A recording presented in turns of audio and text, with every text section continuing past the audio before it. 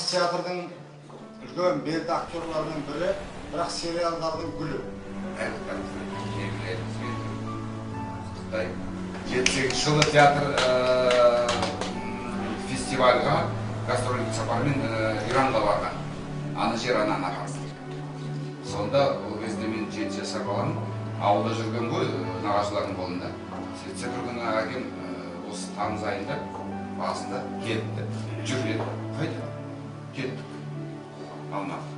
Сөйтіп алып кетті де, осы ана жер ана немеге бару керек екен, жаңа фестивальға.